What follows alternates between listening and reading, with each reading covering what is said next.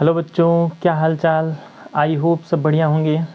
हम लोग पढ़ रहे हैं क्लास 11th की फ़िज़िक्स, जिसमें हम लोग आज पढ़ेंगे दूसरा चैप्टर, दूसरा लेसन, जो कि है motion in straight line.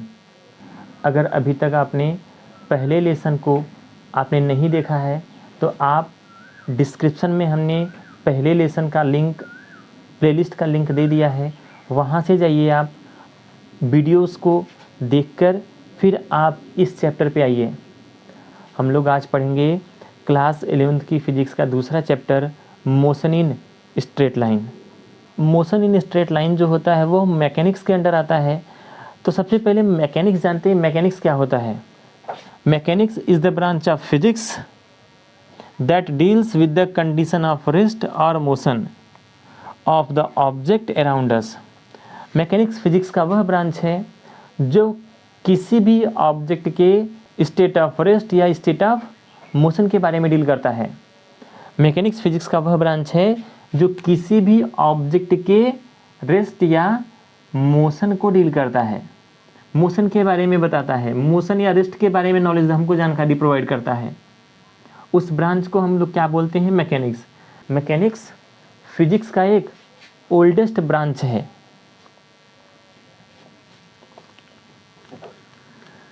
Mechanics के बाद हम लोग देखेंगे अपने इस chapter motion in straight line का सबसे पहला topic. Motion in straight line में जो सबसे पहला टॉपिक हम लोग पढ़ेंगे वो पढ़ेंगे रेस्ट एंड मोशन, या इसी को हम लोग कहते हैं state of rest and state of motion. तो स्टेट ऑफ रेस्ट क्या होता है? स्टेट ऑफ रेस्ट, अगर कोई ऑब्जेक्ट सराउंडिंग के रिस्पेक्ट में टाइम के साथ अपने पोजीशन को चेंज ना करे, जिस किसी भी प्लेस पर पड़ा है वो टाइम के साथ उसी प्लेस पर पड़ा रहे, तो ऐसा कहा जाता है कि वह ऑब्जेक्ट रेस्ट में है। स्टेट ऑफ रेस्ट क्या है? An object does not change its position with respect to surrounding with time is said to be in state of rest. अगर कोई ऑब्जेक्ट अपने पोजीशन को टाइम के साथ सराउंडिंग के रिस्पेक्ट में चेंज ना करे तो ऐसा कहा जाता है कि वह रेस्ट में है। वहीं स्टेट ऑफ मोशन की बात करें तो an object changes its position with respect to surrounding with time is said to be in state of motion. अगर कोई ऑब्जेक्ट अपने पोजीशन को सराउंडिंग के रिस्पेक्ट में टाइम के साथ चेंज करे, अभी इस पोजीशन पे है, कुछ समय बाद दूसरे पोजीशन पे चला जाए, फिर किसी तीसरे पोजीशन पे चला जाए, तो उसको हम लोग कहते हैं कि वह मोशन में है। अपने घर को देखें, पेड़ पौधों को देखें, बिजली के खंभों को देखें, तो वो सभी टाइम के साथ अपने पोजीशन को चेंज सराउंडिंग के रिस्पेक्ट में नहीं करते। तो ये लोग किस स्टेट में हैं? स्टेट ऑफ रेस्ट में हैं। वहीं अगर हम मोशन की बात करें, flying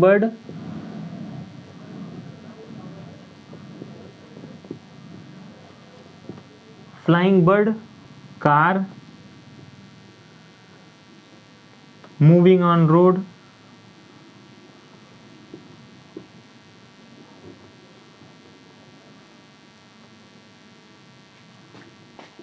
train, moving on track, train moving on track,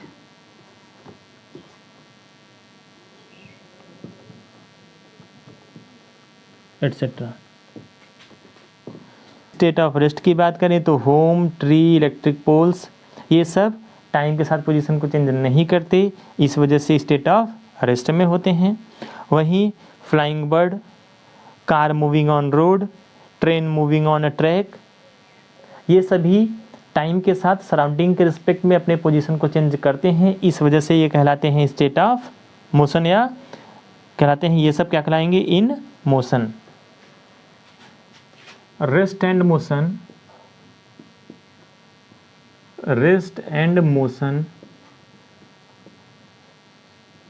are relative terms.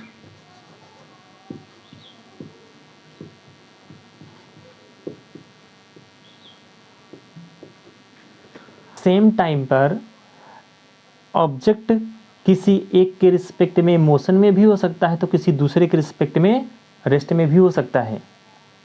तो कहा गया rest and motion are relative terms. इसका क्या मीनिंग है? इसका मीनिंग ये है कि कोई ऑब्जेक्ट किसी एक ऑब्जर्वर के रिस्पेक्ट में या किसी एक रेफरेंस पॉइंट के रिस्पेक्ट में मोशन में है तो एट द सेम टाइम वह किसी दूसरे रेफरेंस पॉइंट या किसी दूसरे ऑब्जर्वर के रिस्पेक्ट में वो रेस्ट में हो सकता है। जैसे यह एक मूविंग ट्रेन है जिसमें यह पहला पैसेंजर और यह दूसरा पैसेंजर ट्रेन में बैठे हुए हैं और एक तीसरा ऑब्जर्वर ग्राउंड पे है। ये तीसरा ऑब्जर्वर, अगर यह ऑब्जर्वर इस ट्रेन में देखे तो ये मूविंग ट्रेन है, ट्रेन के साथ साथ पैसेंजर वन का भी पोजीशन टाइम के साथ इसके रिस्पेक्ट में चेंज होगा और पैसेंजर टू का भी पोजीशन चेंज होगा। टाइम के साथ इस ऑब्जर्वर के रिस्पेक्ट में पैसेंजर वन का भी पोजीशन बदलेगा और पैसेंजर टू का भी पोजीशन बदलेगा। इसका मतलब हम कह सकते हैं कि इस ग्राउंड पर खड़े ऑब्जर्वर के रिस्पेक्ट में यह भी मोशन में होगा और यह भी मोशन में होगा। ग्राउंड पर खड़े इस ऑब्जर्वर के रिस्पेक्ट में यह भी मोशन में रहेगा, पैसेंजर वन भी और पैसेंजर टू भी। लेकिन उसी टाइम पे अगर पैसेंजर वन पैसेंजर टू को देखे और पैसेंजर टू पैसेंजर वन को देखे तो क्या वन के रिस्पेक्ट में टू का पोजीशन चेंज हुआ? नहीं। क्या टू के रिस्पेक्ट में पैसेंजर वन का पोजीशन चेंज हो रहा है? नहीं। वन के रिस्पेक्ट में टू रेस्ट में है और टू के रिस्पेक्ट में वन भी रेस्ट में है। यह एक दूसरे के रिस्पेक्ट में रेस्ट में है, लेकिन ग्राउंड के रिस्पेक्ट में या इस ऑब्जर्वर के रिस्पेक्ट में यह दोनों मोशन में है उसी टाइम पे।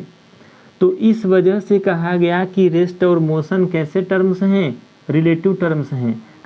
तो ये था कॉन्सेप्ट रेस्ट एंड मोशन का। ये कॉन्सेप्ट किसका था बच्चों?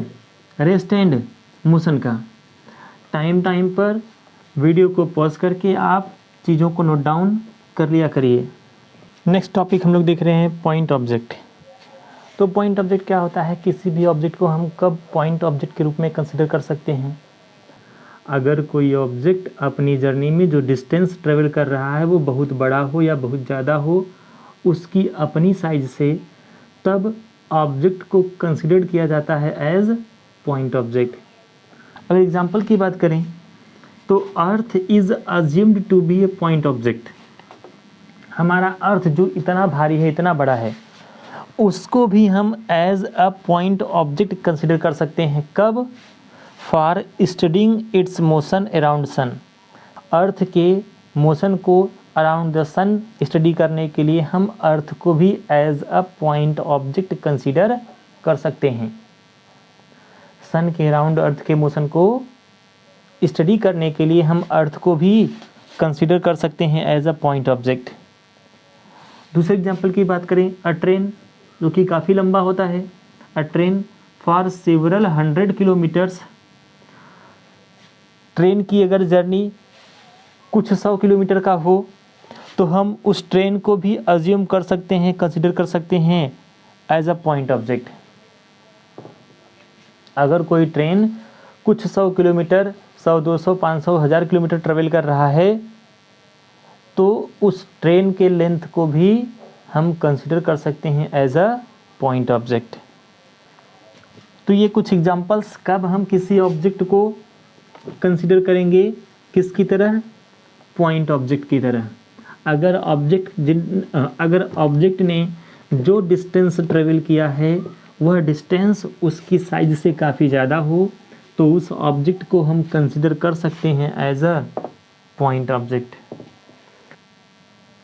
Motion in 1, 2 and 3 dimension.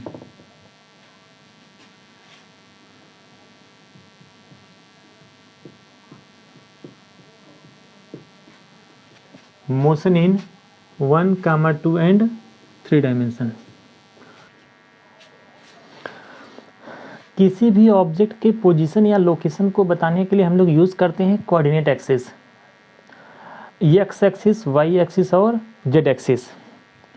X axis, Y axis और जेड एक्सिस, इन तीनों एक्सिस का इंटरसेक्शन पॉइंट कहलाता है ओरिजिन और रेफरेंस पॉइंट। इसी पॉइंट के रिस्पेक्ट में हम ऑब्जेक्ट के पोजीशन को बताते हैं। अब अगर कोई ऑब्जेक्ट मोशन में होगा तो उसका पोजीशन चेंज होगा, जिसमें एक्स का भी वैल्यू चेंज हो सकता है, वाई का भी वैल्यू चेंज हो सकता है और जेड का भी वैल्यू चेंज हो सकता है। तो 1 डायमेंशन, 2 डायमेंशन और 3 डायमेंशनल मोशन कब कहलाएगा? 1 डायमेंशनल मोशन कब कहलाएगा?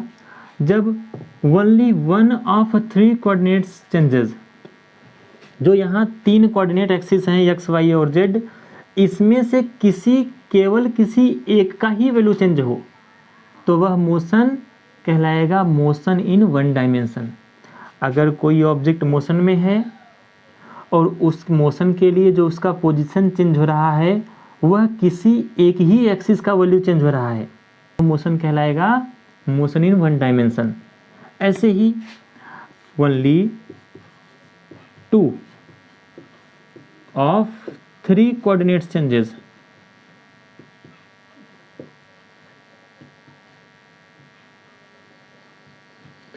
अगर मोशन में इन तीनों में से किसी 2 का वैल्यू चेंज हो तो हम कहेंगे मोशन इन 2 डायमेंशन।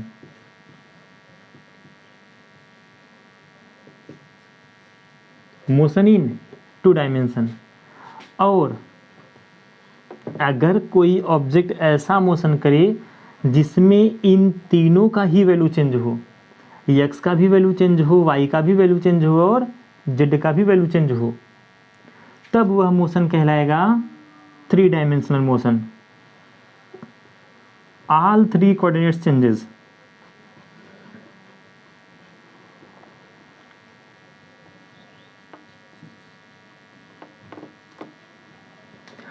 अगर कोई ऑब्जेक्ट मोशन कर रहा हो और उसका पोजीशन इस प्रकार बदल रहा हो, इस तरह से बदल रहा हो कि तीनों एक्सिस के वैल्यूज चेंज हो रहे हों, तो वह मोशन कहलाएगा motion in 3 dimension. Motion in 3 dimension.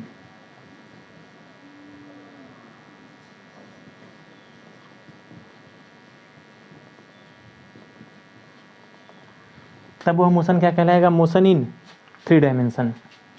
तो मोशन डायमेंशन के अकॉर्डिंग अगर हम देखें तो 3 टाइप का होता है, 1 डायमेंशनल मोशन, 2 डायमेंशनल मोशन और 3 डायमेंशनल मोशन। अगर तीनों कोऑर्डिनेट्स में से केवल किसी एक का वैल्यू चेंज होगा तो मोशन इन 1 डायमेंशन। अगर मोशन के दौरान पोजीशन को एक्सप्रेस करने के लिए तीनों में से किसी 2 का, कोई भी 2, चाहे एक्स वाई हो, चाहे वाई जेड हो, चाहे जेड एक्स हो, किसी 2 का वैल्यू चेंज हो रहा है तो उसको हम लोग कहेंगे मोशन इन 2 डायमेंशन। और अगर मोशन में पोजीशन को एक्सप्रेस करने के लिए इन तीनों एक्सिस का पोजीशन या तीनों एक्सिस का वैल्यू चेंज हो रहा है तो हम कहेंगे मोशन इन 3 डायमेंशन। तो इस चैप्टर में जो हम लोग पढ़ने वाले हैं वह सबसे सिंपलेस्ट टाइप ऑफ मोशन है, that is motion in 1 dimension, जिसको हम लोग कहते हैं लीनियर मोशन या रेक्टिलिनियर मोशन। तो आज के लिए बस इतना ही, मिलते हैं नेक्स्ट वीडियो में, तब तक पढ़ाई करते रहिए। अगर अभी तक आपने पहले चैप्टर यूनिट एंड मेजरमेंट को नहीं देखा है या उसको नहीं पढ़ा है तो हमने वीडियो के डिस्क्रिप्शन में पहले चैप्टर के प्लेलिस्ट का लिंक डाल दिया है, वहाँ से आप सीरियल वाइज एक एक करते हुए आप सभी वीडियोस को बारी बारी से देख सकते हैं। और अभी तक आपने अगर हमारे चैनल को सब्सक्राइब नहीं किया है तो चैनल को भी सब्सक्राइब करके बेल आइकन को प्रेस कर लीजिए। और हाँ, अगर वीडियो आपके लिए वैल्यूएबल है, वीडियो में आपको कुछ सीखने को मिला तो आप इस वीडियो को शेयर करिए, कमेंट करिए, वीडियो को लाइक करिए। धन्यवाद।